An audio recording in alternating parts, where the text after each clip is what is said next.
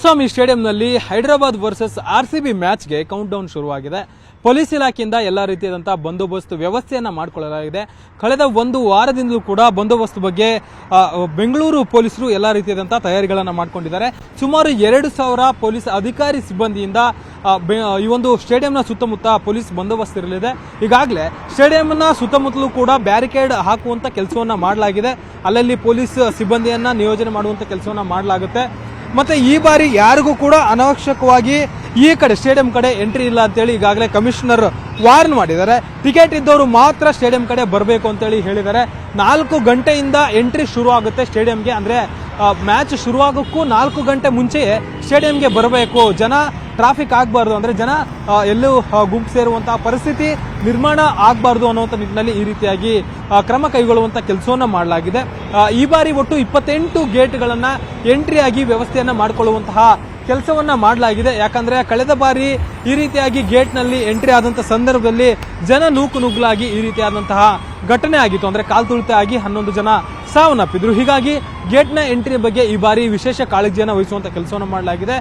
ಮತ್ತೆ ಯಾವ ಕಡೆ ಎಂಟ್ರಿ ಏನು ಎಕ್ಸಿಟ್ ಅನ್ನೋದಕ್ಕೆ ಸಂಬಂಧಪಟ್ಟಂತೆ ಆಯಾ ಜಂಕ್ಷನ್ಗಳಲ್ಲಿ ನಿಂತು ಪೊಲೀಸರು ಇನ್ಸ್ಟ್ರಕ್ಷನ್ ಅನ್ನ ಕೊಡ್ತಾರೆ. ಇದರ ಜೊತೆಗೆ ಬಹುತೇಕವಾಗಿ ಮೆಟ್ರೋ ಮತ್ತೆ BMTC ಬಸ್ಗಳಲ್ಲಿ ಬರಬೇಕು ಅಂತೇಳಿ ಸೂಚನೆಯನ್ನ ನೀಡಲಾಗಿದೆ. ಅವರಿಗೆ ಪಾರ್ಕಿಂಗ್ ವ್ಯವಸ್ಥೆಯನ್ನು ಕೂಡ ಟಿಕೆಟ್ ನಲ್ಲೇ ಪಾರ್ಕಿಂಗ್ ಚಾರ್ಜ್ ಅನ್ನು ತೆಗೆದುಕೊಳ್ಳಲಾಗಿದೆ. ಪಾರ್ಕಿಂಗ್ ವ್ಯವಸ್ಥೆ ಮಾಡಲಾಗಿದೆ. ಗರುಡ ಮಾಲ್ ಬಳಿ ಮತ್ತೆ ಫ್ರೀಡಂ ಪಾರ್ಕ್ ಬಳಿ, ಇದ್ರ ಜೊತೆಗೆ ಶಿವಾಜಿನಗರ ಬಸ್ ನಿಲ್ದಾಣ ಮತ್ತೆ ಸೆಂಟ್ ಜೋಸೆಫ್ ಕಾಲೇಜ್ ಹೈಸ್ಕೂಲ್ಗಳೇನಿವೆ ಅದರ ಮೈದಾನದಲ್ಲೂ ಕೂಡ ವ್ಯವಸ್ಥೆಯನ್ನು ಮಾಡಿಕೊಳ್ಳುವಂತ ಕೆಲಸವನ್ನು ಮಾಡಲಾಗಿದೆ. ಇದರ ಜೊತೆಗೆ ಓಲಾ ಮತ್ತೆ ಊಬರ್ ನಲ್ಲಿ ಬರುವಂತವರಿಗೆ BRB ಗ್ರೌಂಡ್ ಆಗಿರ್ಬೋದು ಮತ್ತೆ ಮಾಣಿಕ್ ಶಾ ಪೆರೇಡ್ ಗ್ರೌಂಡ್ ಬಳಿ ಅವರಿಗೆ ಡ್ರಾಪ್ ಮತ್ತೆ ಪಿಕಪ್ ಪಾಯಿಂಟ್ ಗಳನ್ನ ಉಲ್ಲೇಖ ಮಾಡುವಂತ ಕೆಲಸವನ್ನು ಮಾಡಲಾಗಿದೆ. ಜೊತೆಗೆ ಅಲ್ಲಲ್ಲಿ ಟ್ರಾಫಿಕ್ ಡೈವರ್ಷನ್ ಏನಿದೆ, ಅಂದ್ರೆ ಬಹುತೇಕವಾಗಿ ಆ ರೋಡ್ ಬಂದು ಈ ರೋಡ್ ಬಂದು ಅಂತ ಹೇಳಿ ಈ ರೀತಿ ಯಾರಿಗೂ ಕೂಡ ತೊಂದರೆ ಆಗದಂತೆ ಪ್ಲಾನ್ ಗಳನ್ನ ಮಾಡಿಕೊಳ್ಳಲಾಗಿದೆ. ಆದ್ರೆ ಒಂದು ವೇಳೆ ಏನಾದರೂ ಟ್ರಾಫಿಕ್ ಜಾಸ್ತಿ ಆಗುವಂತ ಸಂದರ್ಭದಲ್ಲಿ ಆ ಒಂದು ಜಂಕ್ಷನ್ ನಲ್ಲಿ ಸಂಚಾರಿ ಪೊಲೀಸರು ಇರ್ತಾರೆ, ಡೈವರ್ಷನ್ ಅನ್ನ ನಿಮಗೆ ಸೂಚನೆ ನೀಡುವಂತ ಕೆಲಸವನ್ನ ಮಾಡ್ತಾರೆ.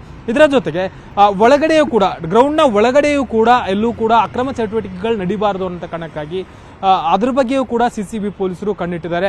ಅಲ್ಲಲ್ಲಿ ಬೆಟ್ಟಿಂಗ್ ದಂಧೆಯನ್ನು ಕೂಡ ನಡೆಸುವಂತ ಕೆಲಸವನ್ನ ಮಾಡ್ತಾರೆ. ಅಂದ್ರೆ ಸ್ಪಾಟ್ ಬೆಟ್ಟಿಂಗ್ ದಂಧೆಯನ್ನ, ಬಾಲ್ ಟು ಬಾಲ್ ಬೆಟ್ಟಿಂಗ್ ದಂಧೆಯನ್ನ ಮಾಡುವಂತ ಕೆಲಸವನ್ನು ಮಾಡ್ತಾರೆ. ಅಂತವರ ವಿಚಾರವಾಗಿಯೂ ಕೂಡ CCB ಪೊಲೀಸರು ಮಫ್ತಿಯಲ್ಲಿ ಓಡಾಟ ಮಾಡ್ತಾರೆ. ಮತ್ತೆ 7 ಸ್ಪೆಷಲ್ ಸ್ಕ್ವಾಡ್ಗಳನ್ನು ಕೂಡ ಸ್ಟೇಡಿಯಂನ ಸುತ್ತಮುತ್ತ ನಿಯೋಜನೆ ಮಾಡುವಂತ ಕೆಲಸವನ್ನ ಕಮಿಷನರ್ ಮಾಡಿದ್ದಾರೆ. ಒಟ್ಟಾರೆಯಾಗಿ ಈ ಬಾರಿ ಯಾವುದೇ ರೀತಿಯಾದಂತಹ ಅಹಿತಕರ ಘಟನೆಗಳು ನಡೀಬಾರದು, ಜೊತೆಗೆ ಅಕ್ರಮ ಚಟುವಟಿಕೆಗಳು ಕೂಡ ನಡೀಬಾರದು ಅನ್ನೋ ನಿಟ್ಟಿನಲ್ಲಿ ವ್ಯವಸ್ಥೆಯನ್ನ ಮಾಡಿಕೊಳ್ಳಲಾಗಿದೆ. ಇದರ ಜೊತೆಗೆ ಒಂದು ವೇಳೆ ಪಂದ್ಯ ಗೆದ್ದಾದ ನಂತರ ಸೆಲೆಬ್ರೇಷನ್ಗೂ ಕೂಡ ಸಂಬಂಧಪಟ್ಟಂತೆ ಅದಕ್ಕೂ ಕೂಡ ಮುನ್ನೆಚ್ಚರಿಕೆ ವಹಿಸಲಾಗಿದೆ.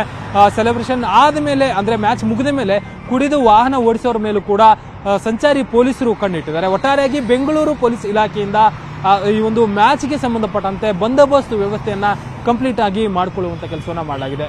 ಕ್ಯಾಮರಾ ಪರ್ಸನ್ ವೆಂಕಟೇಶ್ ಅವರ ಜೊತೆ ಮಾದೇಶ್, ನ್ಯೂಸ್ 18 ಕನ್ನಡ, ಬೆಂಗಳೂರು. ನಿರ್ಭೀತ, ನಿಷ್ಪಕ್ಷಪಾತ, ವಿಶ್ವಾಸಾರ್ಹ ಸುದ್ದಿಗಳಿಗೆ ಮತ್ತೊಂದು ಹೆಸರಾಗಿರುವ ನ್ಯೂಸ್ 18 ಕನ್ನಡ ಈಗ ಆಪ್ನಲ್ಲೂ ಲಭ್ಯವಿದೆ. ದಯವಿಟ್ಟು ಇಲ್ಲಿರುವ QR ಕೋಡ್ ಸ್ಕ್ಯಾನ್ ಮಾಡಿಕೊಂಡು ಆಪ್ ಡೌನ್ಲೋಡ್ ಮಾಡೋದಕ್ಕೆ ಮರಿಬೇಡಿ. ನಿಮ್ಮ ಬೆಂಬಲ ಹೀಗೆ ಸದಾ ನಮ್ಮೊಂದಿಗಿರಲಿ.